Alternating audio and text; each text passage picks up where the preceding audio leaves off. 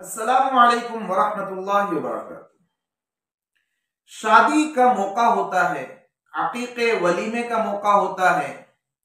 कई लोगों को आपने देखा होगा कि गेट पर ही इस्तकबालिया होता है, स्वागत होता है, और थोड़ा सा आगे बढ़े तो कुर्सी लगाकर, टेबल लगाकर, रजिस्टर रखकर, पेन रखकर कोई मास्टर साहब, कोई प्रिंसिपल साहब, कोई और पढ़े लिखे वो बैठे होते हैं बाकायदा एक डब्बा लेकर, और इंतजार होता है कि लोग आए, कॉपी में पैसा लिखवा कर जाएं, और पैसे को इकट्ठा किया जा रहा होता है।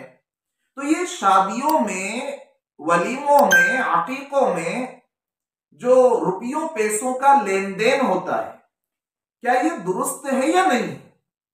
इसका जवाब समझ लीजिए।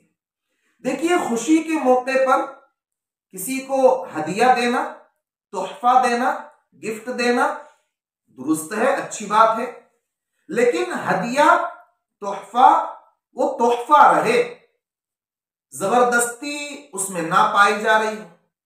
इसलिए कि हदिये में, तोहफे के लेन देन में कोई जबर और कोई जबरदस्ती का कोई सवाल नहीं होना चाहिए। जबरदस्ती अगर पाई जाती तो फिर वो तोहफा नहीं रहता है। शादियों के मौके पर जो रुपयों पैसों का लेन देन होता है, तो बाकायदा उसे लिखा जाता है, रिकॉर्ड होता है, और उस रजिस्टर को संभाल कर रखा जाता है। लिखा जा रहा है, इससे इतनी बात तो समझ में आ गई कि ये हदिये की नीयत से ना तो दिया जा रहा है और ना कोई तोहफे की नीयत से लिया जा रहा है, बल्कि ये समझा जा रहा है कि भाई ये कर्ज है जो हम ले रहे हैं, और जब उसके यहां पर शादी होगी तो फिर हमें देना है।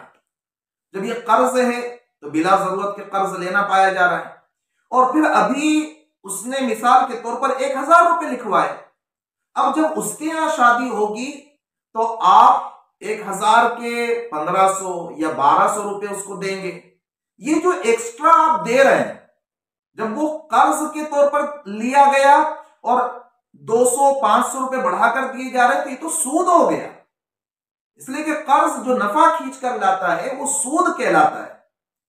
और बल्कि बाज लोगों का हाल ये होता है कि वो देखते हैं, शादी में जाते हैं, अंदर जाकर देखते हैं कि भाई इसने पकाया क्या है, कितने का हमने खाया है, दाल पूरी है या आलू मांडे हैं या गोश्त मांडे हैं, या जरा उसमें मीठा भी ऐड किया हुआ है, या चिकन फ्राई भी उसमें है, गुलाब जामुन उसमें है।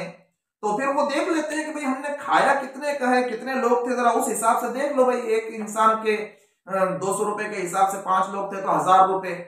इस तरह से ऐसा लगता है कि ये शादी करने नहीं बैठे होते, बल्कि टोल पर्ची काट रहे होते हैं, टोल प्लाजा लेकर बैठे होते हैं। इस्लाम ने ज्यादा बरकत वाला निकाह, ज्यादा बरकत वाली शादी उसको करार दिया है जो कम से कम खर्च में की जाए और तकल्लुफात कम से कम हो। तो इस तरह की जो रस्में हैं, इन रस्मों से बचें। बच्चियों को जहेज के बजाय मीरास में हिस्सा देना शुरू करें, और ये इस तरह की बुरी रस्मों से अल्लाह ताला हम सब की हिफाजत करे।